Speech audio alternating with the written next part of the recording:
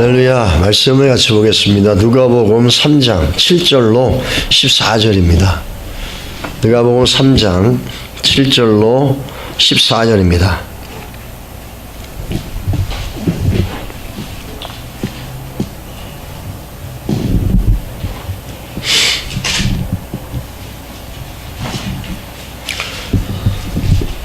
(7절로) (14절) 찾으셨죠? 같이 읽도록 하겠습니다. 7절입니다. 시작. 요한이 세례받으러 나오는 무리에게 이르되 독사의 자식들아 누가 너희에게 일러 장차 올 진노를 피하라더냐. 그러므로 회개에 합당한 열매를 맺고 속으로 아브라함이 우리 조상이라 말하지 말라. 내가 너희에게 이르노니 하나님이 능히 이 돌로도 아브라함의 자손이 되게 하시리라. 이미 도끼가 나무 뿌리에 놓였으니 좋은 열매 맺지 아니하는 나무마다 찍혀 불에 던져지리라. 무리가 물어 이르되 그러면 우리가 무엇을 하리이까? 대답하여 이르되 옷 두 벌 있는 자는 옷 없는 자에게 나눠줄 것이요 먹을 것이 있는 자도 그렇게 할 것이니라 하고 세리들도 세례를 받고자 하여 와서 이르되 선생이여 우리는 무엇을 하리이까 하매 이르되 부가된 고에는 거두지 말라 하고 군인들도 물어 이르되 우리는 무엇을 하리이까 하매 이르되 사람에게서 강탈하지 말며 거짓으로 고발하지 말고 받는 금료를 족한 줄로 알아 하시니라. 아멘. 이 말씀 나누기 전에 기도하겠습니다. 먼저 우리 하나님께서 우리 예배를 축복하시고 우리 교회를 기름 부어 주셔서 건강하게 성장해 갈 수 있는 교회가 될 수 있게끔 은혜를 주시길 기도해 주시고 우리 인시아 박명아 선교사님 UDTS 참 그 기간들이 장기간입니다. 거의 4개월 5개월 보통 6개월인데 그 기간 동안에 잘 감당할 수 있도록 힘주시고 또 사역하는 자들을 기름 부어 주시고 또 우리 아브라함 형제 그 사역지 여러 가지 척박한 가운데 있는데 은혜를 주시기를 기도해 주시고 또 우리 미얀마 땅 우리가 땅 끝까지 복음 전하라 했는데 여러 가지 열악하고 어려운 가운데 있지만 끝까지 저희가 포기하지 않고 할 수 있도록 힘 주시기를 하나님이 붙잡아 주셔야지 마지막까지 할 수 있는 줄 믿습니다. 그러나 하나님 은혜를 주시기를 같이 한번 기도하겠습니다.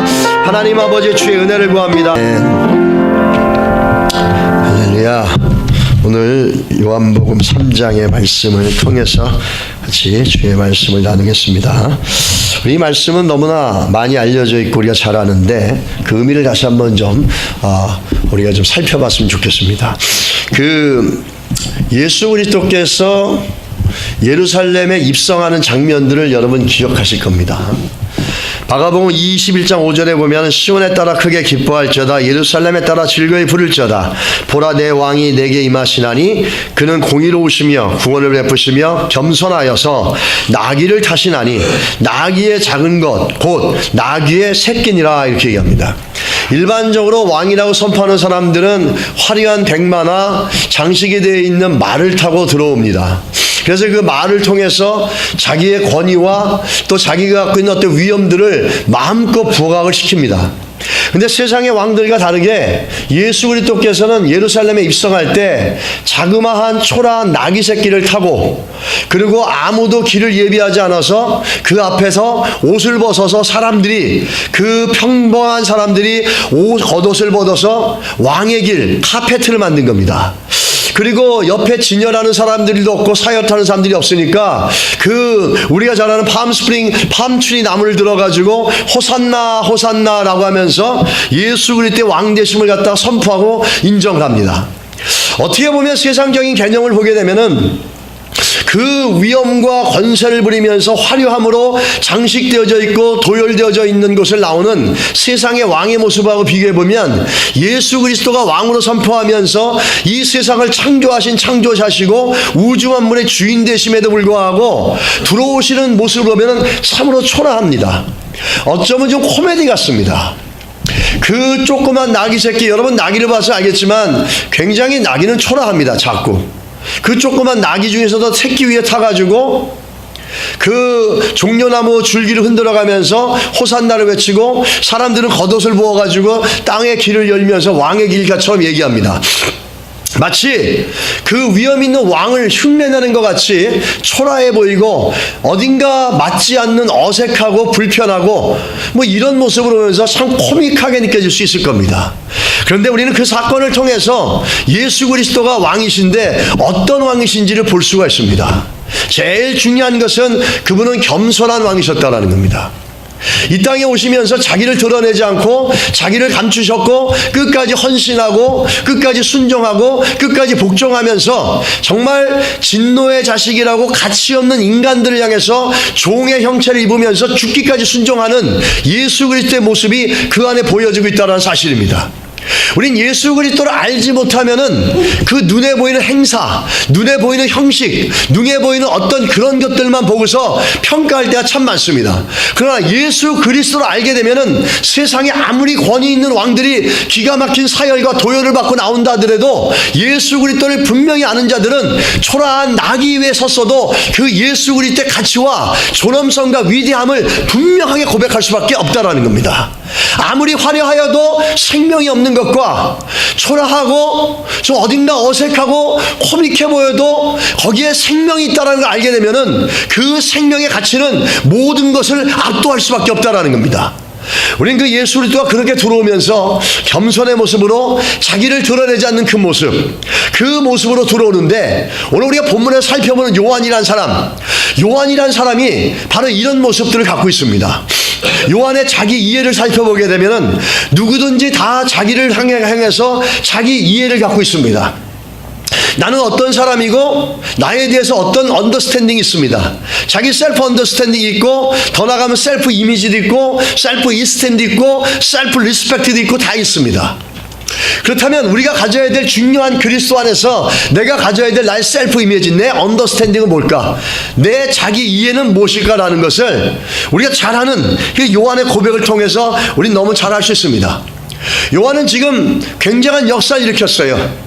말씀을 선포하니까 광야에 아무도 없는데 사람들이 찾아와가지고 말씀을 듣고 변화되며 회개하려고 막 그럽니다.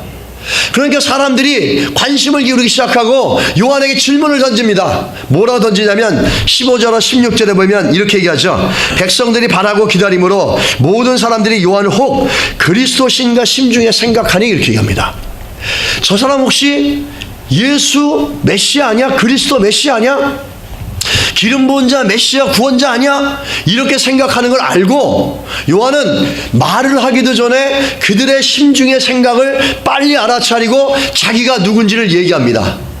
나는 앞에 오는 예비자고 광고자지 내가 예수 그리스도가 아니고 나는 그분의 신발 끈도 만지지 못할 정도로 나약하고 연약하고 아무 가치 없는 존재라고 자기 자신을 갖다 그렇게 얘기합니다. 여러분 오늘 요한을 보면서 인생의 모든 사람들은 주연이 되고 싶습니다. 인간의 본능은 주연이 되고 싶어하는 욕구가 있습니다. 그걸 니체는 The Will to Power라고 합니다. 우리 인간은 모든 게 더 나아지고 더 높아지고 하려고 하는 욕구가 있고 그것이 건강한 욕구고 선한 욕구라고 니체는 얘기합니다. 그래서 더 나은 것들을 보면서 올라가려고 하는 욕구와 욕망이 있다는 거죠. 여러분에게 만약에 여러분의 삶을 갖다 너는 조연으로 살아라. 당신은 조연급이야. 당신의 인생은 조연급밖에 안 돼. 당신은 주연이 아니야. 이렇게 얘기한다면 여러분 모든 분들이 100명이면 99명이 분노하게 되고 그렇게 얘기하고 그렇게 나한테 얘기했던 사람들과는 척을 지게 되고 어쩌면 평생 보지 않는 아픈 상처의 사람이 될 수 있을 겁니다. 우린 모두가 주연이 되고 싶어 합니다. 그런데 이 요한은 주연이 될 수 있는 상황인데도 불구하고 철저하게 조연의 자리가 있습니다. 영화를 보게 되면 크게 둘로 나누지 않습니까? 조연과 주연이 있습니다. 주연은 특징이 뭐냐면 총을 맞아도 죽지 않습니다. 절대 죽지 않아요. 끝까지 살아나고 총을 맞아서 정말 어떻게 볼 때 저건 이제 죽었구나라고 싶을 정도로 실제적으로 볼 때는데 어느 날 갑자기 또 나타납니다. 산속에서 뭐 기괴한 어떻게 해가지고 나타납니다. 그러면서 나오는데 야 평상 평범한 사람들 같으면 죽었겠죠. 그럼 괜히 저는 좀 그 영화가 신뢰가 안 갑니다. 너무 이렇게 과장되어져서 리얼리티가 떨어지니까. 근데 절대 죽지도 않죠. 그런데 반대로 조연은 이 주먹이 맞지도 않고 슬쩍 스쳐만 가도 쓰러져서 일어나지 못합니다. 뭐 중국 영화 같은 거 우산을 한 대 딱 쳤는데 쓰러져서 기절해서 일어나질 못합니다. 야, 참 그런 거 보면은 그 감독이 참 되게 그래도 몇 번을 때려가지고 이 사람이 쓰러져가지고 정신이 잃어버렸다면 좀 메이크 센스가 돼요. 근데 슉 지나갔는데 분명히 이렇게 맞는 것도 아니고 슬쩍 지나갔는데도 정신 잃어버리고 그 막이 카트가 바뀔 때까지 움직이지도 않습니다. 그걸 보면은 조금 이거 내가 이런 거 돈 내고 봐야 될 이유가 있나 뭐 이런 생각도 들 때가 좀 있긴 합니다. 근데 어쨌든 영화니까. 그래서 누가 그러더라고요. 이런 얘기를 저한테 한 번은 그 서부 영화하고 다른 게 있대요. 서부 영화와 다른 영화와. 그게 뭐냐 그랬더니 친구가 하는 말이 서부 영화는 악인은 끝까지 악인이라는 겁니다. 어떤 영화는 악인을 하다가 악인이었던 사람이 갑자기 좋아져서 끝나고 막 이러는 게 있는데 서부 영화 웨스턴 마카로니는 그냥 악인이었으면 끝까지 악하게 살다 죽는 거라고 그런 얘기를 하더라고요. 맞는지는 모르겠어요. 근데 조금 신뢰가 되는 얘기이기도 합니다. 뭐 서부 영화를 많이 못 봤지만 그런데 이 조연과 주연 모든 사람들은 주연이 되고 싶어 하지 조연이 되고 싶지 않아 합니다. 오늘 세례 요한은 스스로가 조연이라고 얘기합니다. 이인자라고 얘기합니다. 자기는 섬기는 자라고 얘기하고 자기의 가치는 아무것도 없다라고 그러고 다시 말하면 나의 가치는 내 뒤에 오실 분 아니면 내가 이 자리에 있을 가치가 없고 그분이 아니면 내가 있어야 될 존재의 의미가 없다라는 겁니다. 그럼 철저하게 자기 언더스탠딩이 있어요. 자기 셀프 이미지가 자기 셀프 언더스탠딩이 분명히 있었던 사람입니다. 이 셀프 어웨어네스가 분명하게 있었던 이 사람 자기는 절대 그런 사람이 아니라는 겁니다. 여러분 어떻게 해서 시작됐을까요? 이 세례 요한의 자기 이해 자기는 이인자고 자기는 조연이고 내 뒤에 오는 그분이 없으면 나는 아무 가치도 없고 그분이 없었다면 내가 이 자리에 있을 이유도 없다라는 것을 이 세례 요한은 분명히 알았습니다. 어떻게 알았을 거냐라는 거죠. 오늘 본문의 2절을 가서 한번 읽어보시기 바랍니다. 2절 같이 읽겠습니다. 시작. 안나스와 가야바가 대제사장으로 있을 때에 하나님의 말씀이 빈들에서 사가랴의 아들 요한에게 임한지라. 오늘 성경에 그 앞에 1절에도 보면은 왕들의 이름을 가득 찾고 지난번에 우리 한번 설교하지 않았습니까? 조그만 땅덩이가 4개로 나눠져 있습니다. 얼마나 치열한 그 정치 권력의 싸움들이 이어지고 있습니까? 그런데 세상을 바꿔나가는 것은 그 정치 권력이 아니라 뭐라고 지금 말씀하냐면 3장 2절에 하나님의 말씀이라는 겁니다. 믿으십니까? 하나님이 세상을 바꿔나가시고 하나님의 역사로 세상이 바뀌어나가는 거지 그 정치 권력자들로 바뀌어나가는 게 아니라는 것을 누가복음 분명하게 얘기해 주고 있다는 거예요. 그러면서 그 하나님의 나라가 일어나고 하나님의 역사가 일어나고 그래서 세상의 역사까지 바꿔나는 그 시작이 어디서 나오냐면 하나님의 말씀이 일어난다는 거예요. 그 말씀이 임하는데 말씀을 아는데도 2가지가 있습니다. 말씀을 그냥 지식으로 아는 것, 말씀을 듣고 또 공부도 하고 오랫동안 신앙생활하다 보니까 말씀을 알게 되는 것, 그것도 중요합니다. 그런데 그 말씀에 성령이 붙잡혀지고 그 말씀이 성령에 붙잡혀지고 성령의 기름 부으심을 입게 되면은 그때 나오는 말이 뭐냐면 임하더라 이렇게 얘기하는 겁니다. 우리가 일반적으로 리튼 워드를 공부하지만 오늘 본문은 헬라 원어에도 뭐라 하죠? 레마라고 이렇게 얘기합니다. 레마는 말씀이 성령의 충만한 역사를 통해서 누군가에게 권능과 능력으로 임하는 것을 갖다가 레마라고 합니다. 우리가 성경을 알고 성경을 지식으로 알지만 하나님의 성령으로 그 말씀이 우리 심령을 갖다 덮어버리고 심령을 장악하게 되면은 변화가 일어납니다. 믿으십니까? 할렐루야. 여러분 말씀을 읽을 때 그냥 읽지 말고 하나님의 성령께서 이 말씀을 붙잡아 주셔서 나에게 임하게 하시고 나에게 레마가 되게 해주십시오라고 그렇게 우리가 말씀 초입부에서 하나님 앞에 이렇게 기도하고 읽어야 될 줄 믿습니다. 그래서 그 말씀이 오는 거예요. 오늘 본문에서 세례 요한이 이인자로 살 수 있고 조연임에도 행복하고 조연의 역할을 끝까지 잘할 수 있었던 이유가 뭐냐면 하나님의 말씀에 붙잡혔기 때문입니다.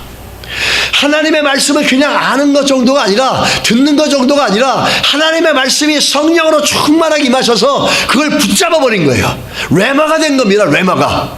그러다 보니까 바뀐 게 뭐냐면 그 하나님의 말씀이 성령으로 충만하게 임하니까 바뀐 게 뭔지 아십니까? 인생의 우선순위가 바뀌어버린 거예요. 인생의 주인이 내 인생의 주인이 내가 아니라 누구냐? 메시아라는 거죠. 예수 그리스도. 나는 세컨이라는 거예요. 나는 세컨. 예수 그리스도가 내 인생의 퍼스트고 나는 내 인생의 세컨밖에 안 된다는 거예요.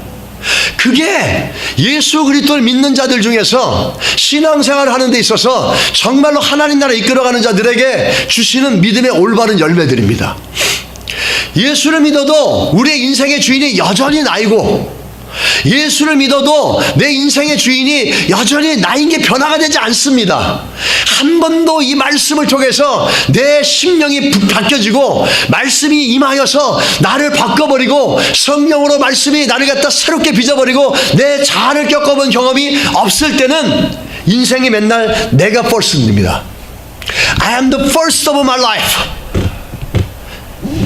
이 요한이 요한으로서 세례자로서 준비하는 자로 세컨으로 살아갈 수 있었던 이유는 하나님의 말씀에 붙잡혔기 때문이에요. 요한이나 여러분이나 저나 똑같은 약한 성경을 갖고 있는 존재들입니다. 그럼에도 불구하고 그가 하나님의 길을, 주의 길을 예비하고요 철저하게 자기를 낮출 수 있었던 것은 많은 사람의 인기와 칭찬을 받을 수 있었음에도 불구하고 그러지 못하고 자기의 위치를 끝까지 지켜나갈 수 있었던 것은 하나님의 말씀이 임하고 하나님의 말씀이 그를 붙잡아 주셨기 때문이라는 거죠. 그 결과가 제일 먼저 나온 게 뭐냐면 I am second라는 거예요. 나는 2인자라는 겁니다. 여러분 인생에 내가 주인이라고 생각한다면 우리는 한 번도 예수를 믿었어도 정말 예수 그리스도의 그 이름과 권세와 하나님의 말씀으로 성령에 붙잡힘을 갖고 말씀이 레마가 돼서 내 영혼을 뒤집어버리고 내 생각을 뒤집어버리고 내 자아를 꺾어버리면서 주님만이 고백이다, 나의 주인이시라는 고백을 해본 적이 없기 때문입니다. 요한이 우리들에게 그걸 가르쳐줍니다.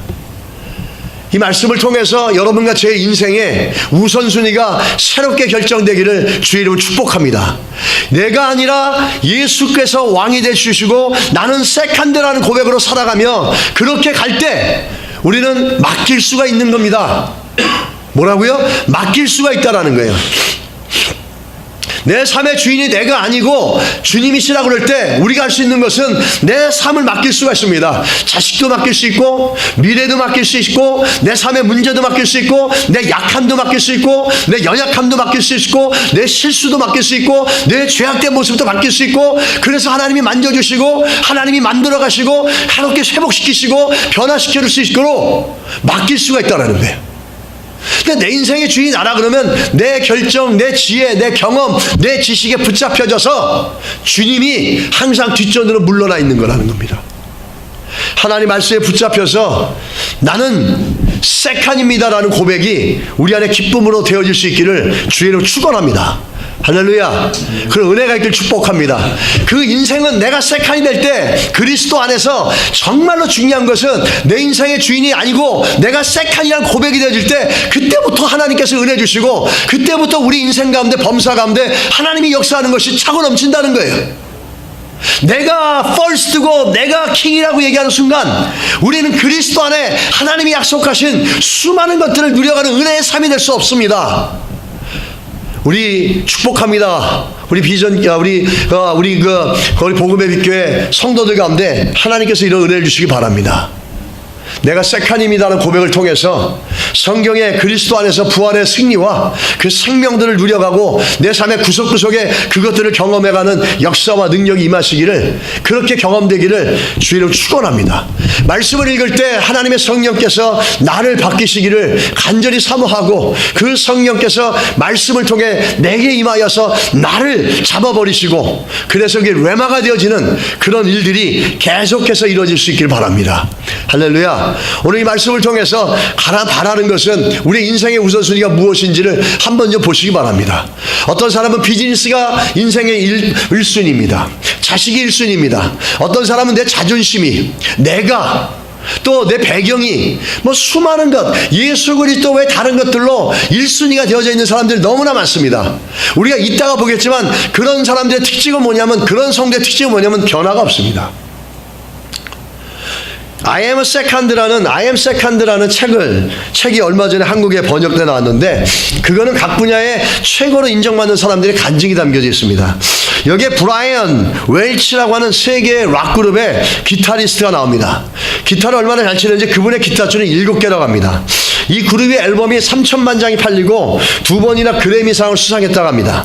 그런데 기타리스트 브라이언은 많은 돈을 벌고 인기가 끊어졌지만 그 마음의 공허함을 달랠 길이 없어서 결국에 마약에 손을 대었고 완전히 마약에 빠져버렸습니다. 아무리 해도 마약에서 헤어나올 수가 없었습니다. 그의 아내도 마약에 빠집니다. 그래서 아내는 집을 떠났고 어린 딸 하나를 남겨놨는데 마약에 늘 취해 살았기 때문에 자녀를 돌볼 수가 없었어요. 이 인기 스타들, 인기를 쫓아가는 이 연예인들은 그 인기가 떨어지거나 또 우리가 인기가 모든 걸 줄 것 같지만 우리의 영혼 깊은 곳에 주지 않기 때문에 만족을 주지 못하기 때문에 결국에는 마약을 하고 대마초를 피고 엽기적인 행동들을 하게 됩니다. 그래서 그는 이렇게 한번 기도합니다. 마음의 그 공허함이 너무 크니까 주여 살아계시다면 내 마음에 오셔서 내 마음의 공허함을 주의 사랑으로 채우시고 주님 안에서 평안함을 누리며 살게 해주십시오 라고 읊조리듯이 기도합니다. 그러다 어느 날 한 친구가 나오는데 그 한 친구가 와서 이렇게 얘기합니다. 주님이 당신에게 말씀을 전하라 그랬습니다. 그러면서 던져준 말씀이 뭐냐면 마태복음 11장 28절의 말씀이었어요. 수고하고 무거운 짐진 자들아 다 내게로 오라 내가 너희를 쉬게 하라는 말씀이었어요. 이 말씀을 듣는데 갑자기 가슴에 꽝 하는 음성이 들려오면서 그 말씀을 듣는데 완전히 자기가 새로워지는 걸 느낍니다. 그때 상황을 이렇게 고백합니다. 그때까지 쾌락을 위해 모든 걸 다 해봤지만 남는 것은 공허한 뿐이었답니다. 많은 돈과 인기를 얻었지만 내 마음에 무거운 짐은 없어지지 않았고 가슴에 난 구멍은 결코 채워지지 않았습니다. 그런데 그 성경의 말씀이 제 마음을 강하게 부딪혔습니다. 그때로부터 교회를 나가기 시작하는 겁니다. 교회를 나갔지만 마약을 끊지 못했어요. 그래서 마약을 끊지 못하고 기도하고 있는데 오늘 이 본문의 말씀처럼 3장 2절처럼 성령으로 말씀이 자기에게 임하면서 정말로 자기를 붙잡아 주더랍니다. 그러면서 마약이 끊어지게 됐대요. 그때 이런 고백을 하죠. 갑자기 천국으로부터 내려오는 크나큰 아버지의 사랑을 느꼈어요. 그건 마치 나는 너를 비난하지 않는다, 나는 너를 여전히 사랑한다라고 하는 말씀이었습니다. 그리고 나서 그 다음날부터 마약을 내다버리고 끊었다라는 겁니다. 그러면서 그는 잘 나가던 락그룹 기타리스트가 그것도 포기해버리고 그러자 팬들의 엄청난 비난이 쏟아집니다. 그러나 비난에 두려워하지 않고 담대히 예수님만 전합니다. 그러면서 자기 자신에게 문구에 큰 광고판을 세워가지고 도로변에 설치했는데 거기에 이렇게 씁니다. 내 삶의 첫 번째는 예수님이고 나는 그 다음입니다. 나는 내 자신의 first가 아니라 내 라이프에 나는 second입니다. 그리고 예수 그리스도께서 primary reality고 primary priority고 그분이 first입니다라는 고백을 해가지고 큰 도로판에 그 광고판을 설치해가지고 모든 지나가는 사람이 보게 하고 또 그거를 보고 이 사람 홈파이를 찾아오고 이 사람의 간직을 들었고 많은 그 청소년들이 변화되고 그리스도께로 왔다라는 겁니다. 예수를 믿는다는 것, 정말로 예수를 인격적으로 믿는다는 것은 내 인생의 주인이 내가 아니고 나는 세컨이고 예수께서 퍼스트입니다라고 하는 고백이 바로 예수 믿는 사람들이 가지고 있어야 될 정체성입니다. 우린 예수를 믿고 교회를 몇 번 나갔다고 예수 믿는 게 아니라 정말 예수를 믿는다면 내 인생의 퍼스트가 뭔지를 갖다가 명확하게 한다는 거죠. 여러분 인생의 주인이 여러분이 아니시고 여러분이 세컨드가 된다는 것이 하나님께서 주신 은혜 가운데 그리스도 안에 최고의 복인 줄 믿으시기 바랍니다. 그래서 그 세컨드가 됨으로 인해서 내 목자가 되신 그리스도를 통해서 수없이 우리 인생을 이끌어 가시는 하나님의 은혜를 경험하시기를 주의 이름으로 축원합니다. 할렐루야. 비즈니스 속에서도 우리는 세컨드가 되어야 됩니다. 가정에서도 우리는 세컨드가 되어야 됩니다. 자녀들에 대해서도 우리는 세컨드가 되어야 됩니다. 교회에서도 우리가 세컨드가 되어야 됩니다. 머리가 되시는 분이 그리스도시고 주인 되시는 분이 그리스도시고 모든 것이 그리스도라는 걸 고백하며 그분에게 날마다 겸손하게 아뢰고 그분의 은혜를 구해가는 그 삶들이 세컨드의 삶이라는 겁니다. 우리의 삶이 이렇게 견고한 그리스도의 삶들이 세컨드의 삶을 살아가는 은혜가 있기를 간절히 소원합니다. 할렐루야. 축복합니다. 그렇게 되기를. 두 번째 보시면 이 바리새인들의 자기 이해입니다. 여러분, 바리새인들은 자기 이해의 근거를 어디에 잡고 있냐면 8절 한번 읽어보시기 바랍니다. 8절 같이 한번 읽을까요? 시작. 그러므로 회개에 합당한 열매를 맺고 속으로 아브라함이 우리 조상이라 말하지 말라. 내가 너희에게 이르노니 하나님이 능히 이 돌로부터도 아브라함의 자손이 되게 하시리라. 여러분, 이 바리새인과 유대인들, 즉 광야에 세례 요한의 메시지를 듣고 또 들으려고 오는 사람들은 자기 셀프 언더스탠딩이 뭐냐면, 어디에 근거를 뒀냐면 자기들이 아브라함의 자손이라는 겁니다.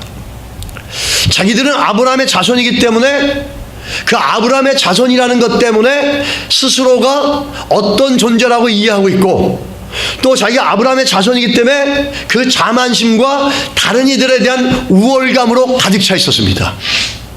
근데 문제는 뭐냐? 아브라함의 자손이라는 것 때문에 이 사람들이 뭔가 좀 다른 게 있으면 좋은데 우월감과 자만심만 있었지, 그 아브라함의 자손이라는 자기 이해, 그 우월감과 자만심, 이 부분에 있어서 세례 요한이 뭐라고 지적하고 있습니까? 오늘 그 본문에 보시면 나오지 않습니까? 7절에 요한이 세례를 받아 나오는 무리에게 이르되 독사의 자식들아, 누가 너에게 일러 장차 진노를 피하라 하느냐, 이렇게 얘기합니다. 그들에게 얘기한 독사의 자식이라고 얘기합니다. 독사의 자식, 뭐 그 사람이 독사같이 생겼겠습니까? 그게 아니라 그 내면의 독성을 얘기하는 겁니다. 그들이 갖고 있는 정체성, 그들이 갖고 있는 마음의 생각이 얼마나 독으로 가득 차 있는지를 보여주고 있다는 거죠. 그러면서 또 한 가지 중요한 건 뭐겠습니까? 그 8절에 그러므로 회개에 합당한 열매를 맺고 이렇게 얘기합니다. 아브라함의 자손이라는 자만심, 그 우월감은 그들에게 독소가 되어졌고, 그 아브라함의 자손이라는 헛된 자만심에 나오는 정체성은 뭘 만들어냈냐면 이율배반적인 위선적이고 가식적인 신앙의 삶을 만들었다는 거예요. 자기들이 아브라함의 자손이라는 자부심과 우월감이 있었지만 아브라함의 자손답게 하나님의 자녀답게 살아가고 변화된 행동은 나타나지 않았다라는 겁니다. 그게 오늘 세례 요한과 지금 와 있는 바리새인들과 이 종교인들의 가장 큰 차이라는 거죠. 그들이 아브라함의 자손이라고 아무리 자부심을 가졌어도, 그걸로 자기 이해를 가졌어도 문제는 뭐냐? 아무것도 변화되지 않았다라는 거예요. 진노가 온다니까 무서워서 믿는 척은 했지만 돌아서면은 과거의 습관으로 돌아가서 세상과 똑같이 살고 아무것도 바뀐 게 없다라는 거예요. 세상이 돈 좋아하면 돈 따라가고, 명예 좋아하면 명예 따라가고, 자존심 세우기면 자존심 쫓아가고, 아무것도 바뀐 게 없는 거예요. 이 사도 요한은, 세례 요한은 그 하나님 말씀을 통해서 철저하게 자기는 세칸이라고 얘기하면서 광야에서 말씀을 기다리며 죽기까지 주의 나라를 위해 섬기고 헌신하고 봉사하는 모습이 있지 않습니까? 이 사람은 나중에 어떻게 합니까? 불법을 지적했다가 목이 잘려 죽지 않습니까? 바리새인들과 이들은 자기들의 정체성이 굉장히 우월감 있고 굉장히 자만심을 갖고 뛰어나다 생각하고 자기들이, 그런데 문제는 뭐냐? 삶에 아무런 열매가 없는 거예요. 두 가지의 다른 정체성이 존재하고 있습니다. 지금 예수를 믿어서 나는 세칸이라는 고백을 기쁨이게 하는 세례 요한과 하나님의 아브라함의 자손이라는 정체성을 갖고 그 뿌리에 대고 독사 갖고 전혀 변화되지 않는 삶, 전혀 말씀이 그리스도를 쫓아가는 삶이라 하더라도 아무것도 변화되지 않는 것. 여러분, 이런 헛된 우월의식 이게 많이 있겠죠. 이 아브라함의 자손이라고 고백하는 이들의 잘못된 정체의식들, 우리의 경험, 우리의 가정 배경, 내가 뭐 잘하는 것, 나의 자존심, 내가 그래도 이런 사람인데 나를 이렇게 다뤄야지, 나의 이런 것, 뭐 이런 수많은 것들, 그러면서 내 자존심과 내 우월의식이 있지만, 사실 여러분 심리학적으로 볼 때 우월의식은 굉장한 병입니다. 이 자만심은 굉장한 병이에요. 이 우월의식을 가진 사람을 관찰해보면 자신과 남을 민감하게 비교하고 자기 장점을 과시하면서 남의 단점을 지적하길 좋아합니다. 강자를 비판하고 약자는 멸시합니다. 남을 칭찬하지 못하고 자기가 칭찬받길 좋아하죠. 허례의식을 중시하고 실속이 없는 행동. 우월의식을 갖게 되는 이유들을 분석해보면 누군가 위해서 비교를 당하고 살아왔거나 자신의 장점을 인정받지 못했거나 항상 약점을 공격당했거나 견디기 어려운 비판을 받아왔거나 격려와 칭찬을 못 받았다거나 남의 주복을 받아본 적이 별로 없거나 다정하게 따뜻하게 자기를 맞이해주고 그랬던 경험이 없거나 남을 갖다가 기쁘게 해줄 기회도 없었고, 또 중요한 건 뭐냐면 진실한 만남들을 가져 못하는 거예요. 친구들과의 진실한 만남, 부모들과의 진실한 교제, 그런 게 없다 보면 이것들이 되로 그 마음의 병이 자만심과 우월감으로 나온다는 겁니다. 이들은 잘못된 자만심과 우월감에 빠져가지고 가장 큰 문제가 뭐냐면 아브라함의 자손이라 그러는데 아브라함 자손답게 살지를 못하는 거예요. 신명기에도 분명히 얘기하고 있는데 하나님 사랑하고 이웃 사랑하는 게 복음의 삶이고 율법의 정신이라 그랬는데 이들은 허식에 붙잡혀가지고 사람의 칭찬만 받으려고 그러고 사람의 인정만 받으려고 살아가는 게 바리새인들이었습니다. 그래서 독사의 자식이라 그런 거죠. 변화되지 않는 그들의 내면은 항상 자기밖에 모르고 이 아브라함이라는 그 자손이라는 우월감 때에 빠져서 하나님이 뭘 원하는지도 생각 못하고 살아가는 이런 존재들. 여러분, 우리는 이런 존재가 우리 안에 있다면 빨리 정리하시고 기꺼이 세컨드의 자리에서 주를 따라가는, 목자를 따라가는 양의 모습이 되시기를 주의 이름으로 축원합니다. 축복합니다. 할렐루야. 그런 은혜가 있어야 될 줄 믿습니다. 여러분의 비즈니스에도 주인 되시는 주님을 인정하고 나는 세컨드고 주께서 원하시는 대로 결정해 가겠습니다. 가정 속에도 우리 자녀들 주의 것입니다. 주께서 기뻐하시는 대로 이끌어 가십시오. 중보하고 여러분이 아무리 뛰어나고 아무리 사랑해더라도 주님이 갖고 있는 계획을 뛰어넘을 수 있는 부모가 없습니다. 주님이 갖고 있는 놀라운 계획과 주께서 이끌어가는 계획보다 더 앞서가고 더 좋은 계획을 우리 자녀들에게 부어줄 수 있는 부모가 없습니다. 우리 그분에게 계속해서 내가 부모됨이 아니라 그리스도가 부모되고 하나님이 부모되어 있어서 이 자녀들을 이끌어가고 우리는 중보하고 하나님이 원하시는 대로 자녀를 이끌어가는데 섬기고 순종해 나가는 부모의 모습들, 끊임없이 세컨드의 자리를 찾아가는 모습들, 이게 되어져야 될 줄 믿습니다. 바리새인들, 이들은 그게 안 되어졌습니다. 헛되고 잘못된 정체의식은 그들의 삶을 변화시키지 않습니다.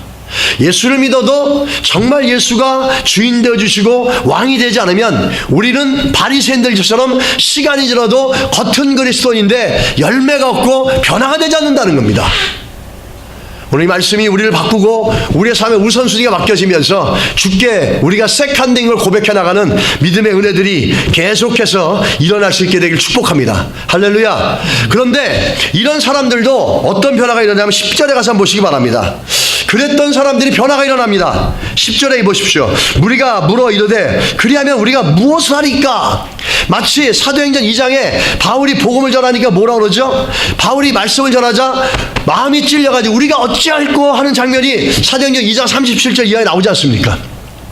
그런 것처럼 세례 요한이 말씀에 붙잡혀가지고 말씀을 전하니까 이들이 찔리는 거예요. 마음이 막 찔려서 저건 내 얘기인데 저건 내 건데 나를 찔리는 건데, 그거는 목회자가 전하는 게 아니라 하나님이 찔리는 거야. 너 그 부분 바꿔라라고.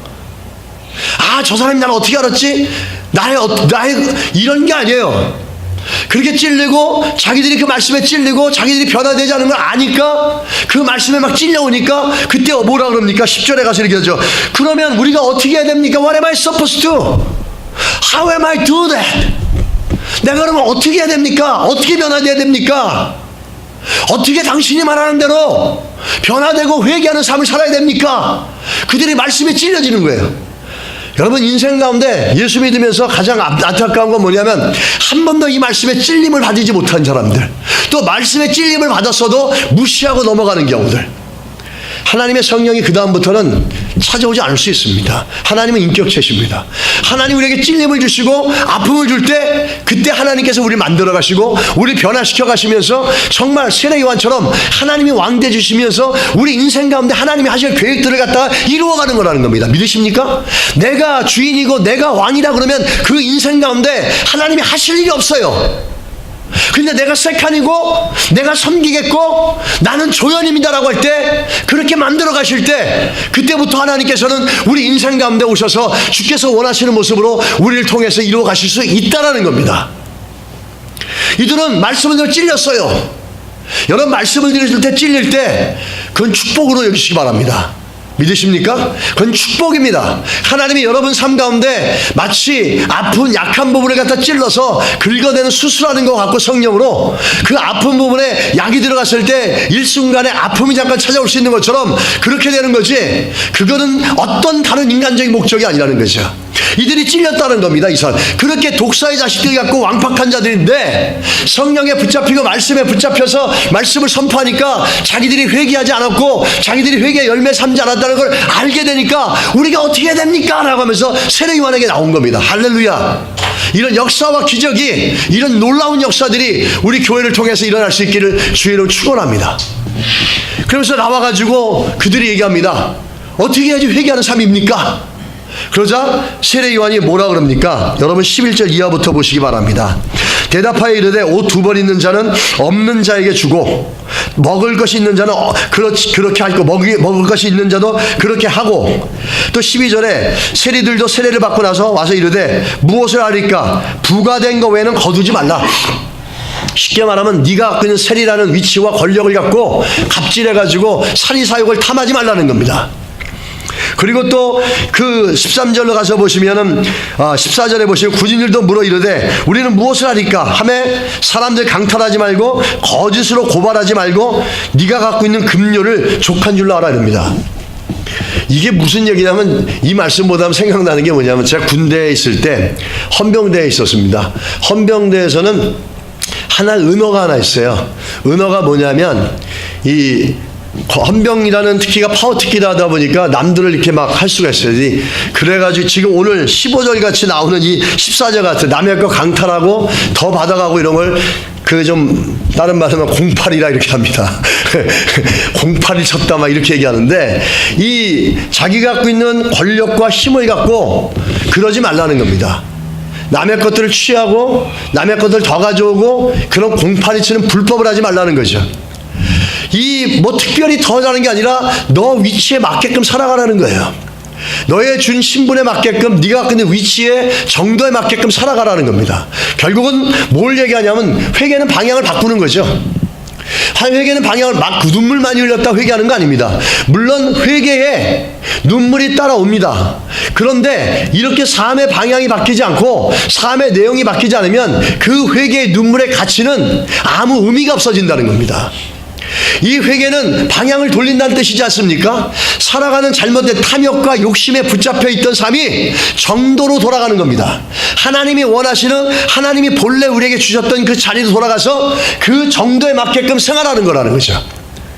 그 탐욕 속에서 많은 사람들을 고통스럽게 하면서 자기 배 채우고 자기의 모든 걸 채워왔던 이런 것들이 이제는 정상적으로 원리와 원칙에 맞게끔, 법에 맞게끔 그 삶의 방향이 바뀌어갔다는 겁니다. 중요한 것은 영적인 변화가, 우리 내면의 변화가 현실로 나타났다는 겁니다. 내가 예수를 왕으로 섬기고 나는 예수를 쫓아가는 양이고 그분이 나의 목자시다라고 한다면, 나는 세칸이라고 한다면, 분명하게 그래서 그러지 못했던 걸 회개가 된다면 삶의 현실로 나타나야 된다는 겁니다. 또 한 가지 중요한 건 뭡니까? 12절, 오늘 11절에 보면 옷 두 벌 있는 사람은 옷 없는 자에게 나눠주고 먹을 것이 있는 사람은 먹을 것이 없는 사람에게 나눠주라는 겁니다. 회개한 인생은 인색하지 않다라는 겁니다. 이 모든 게 하나님께로서 나오니까, 하나님부터 나온다는 사람들이 은혜로 산다는 걸 알기 때문에 그걸 나눠줍니다. 아브라함과 롯을 보십시오. 아브라함과 롯의 가장 큰 차이가 뭡니까? 아브라함은 롯에게 먼저 양보합니다. 네가 동하면 내가 서하고 네가 남하면 내가 북하겠다. 그러면서 다 던져줍니다. 왜 그랬을까요? 아브라함과 롯 사이의 가장 큰 차이는 뭐냐면, 아브라함은 자기가 가진 모든 것들이 하나님의 은혜로 주어졌다는 걸 안다는 겁니다. 왜죠? 그 전에 애굽으로 내려갔다가 자기 와이프 팔아먹었는데 그 실수와 범죄를 갖다 바꿔서 오히려 하나님이 넘치게 물질을 채워주시지 않았습니까? 그래서 이 모든 게 하나님께로부터 나온다는 걸 아니까 기꺼이 포기할 수 있고 기꺼이 나눌 수 있는 거예요. 우리가 마찬가지입니다. 그리스도가 왕되고 나는 내 인생의 세컨드가 된다는 그 의미는 우리가 은혜로 산다는 겁니다.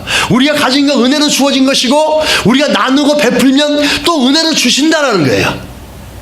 오늘 그 본문을 보면서 정말 변화된 삶이 회개해가지고 변화됐던 이들이 주께서 세례 요한이 그들에게 뭐라고 얘기해? 인색한 삶이 되지 않길 바라고 탐욕적인 삶이 나지 않기를 바란다 그러고 회개의 구체적인 내용들을 좀 보여주고 있다는 겁니다. 여러분, 오늘 우리가 이 본문을 살펴보면서 세례 요한을 통해서 우리 삶 가운데 던져지는 메시지 가운데 아멘으로 순종하고 받아들여서 우리 인생이 하나님이 쓰시는 놀라운 복의 통로가 되고 복음의 통로가 될 수 있게 되기를 주의 이름으로 축원합니다. 하나님 나라를 쓰는 데는 자기가 자기 인생의 주인이라고 고백하는 자고 그렇게 살아가는 자들은 하나님 나라 일꾼이 될 수 없습니다. 본인은 잘 먹고 잘 살 수 있지만 그걸 통해서 하나님의 진리가 퍼져나가고 하나님 나라 일어나기 어렵다는 거죠. 오늘도 우리가 세컨이 된다는 것이 얼마나 복된 축복인지를 고백하고 우리의 인생이 그리스도 앞에 따라가는 인생이 되고 맡기는 인생이 되고 순종하는 인생이 되고 은혜로 산다는 것을 기억하시기를 주의 이름으로 축원합니다. 할렐루야. 우리는 우리 인생의 주인이 아닙니다. 아멘이십니까? 아멘. 우리 자녀들의 인생도 우리가 주인이 아닙니다. 우리는 조력자고 주께서 원하시는 대로 그들을 이끌어갈 수 있도록 우리는 그 뜻이 이루어질 수 있도록 섬기고 기도해가는 자들입니다. 우리의 비즈니스도 내 것이 아닙니다. 주의 것입니다. 그분이 이끌어가시고 우리는 그분이 이끌어가시는 것에 순종하며 그분이 주신 지혜로 그 모든 것들을 이끌어가는 섬기고 따라가는 자고 그리고 은혜로 하나님께서 모든 걸 부어주시는 역사가 있게 될 줄 믿습니다. 할렐루야. 기도하겠습니다. 오늘 말씀 생각하면서 한번 기도하는데 여러분 아직도 내 인생의 주인이 나라고 생각하십니까? 그럼 이 시간에 한번 고백합시다. 주님, 내 인생의 주인이 내가 아니기를 원합니다. 내가 그런 우월감과 자만감에 있다면 이 시간 바꿔주십시오. 내가 하나님 바리새인들이 변화되지 않은 것처럼 나에게 헛된 우월감과 정체성이 나에게 있어서 회개에 합당한 열매 삶을 갖지 못하고 주께서 원하는 삶을 살지 못하는 게 있다면 이 시간 깨어지고 무너져서 그리스도가 주인 되어주시고 그리스도가 왕 되어주시고 제가 인자가 되게 하여 주십시오. 우리 가정도 자녀도 모든 것들 속에 인자가 되게 하여 주시고 조연이 되게 해 주십시오. 기도하겠습니다. 하나님 아버지, 주의 은혜를 구합니다.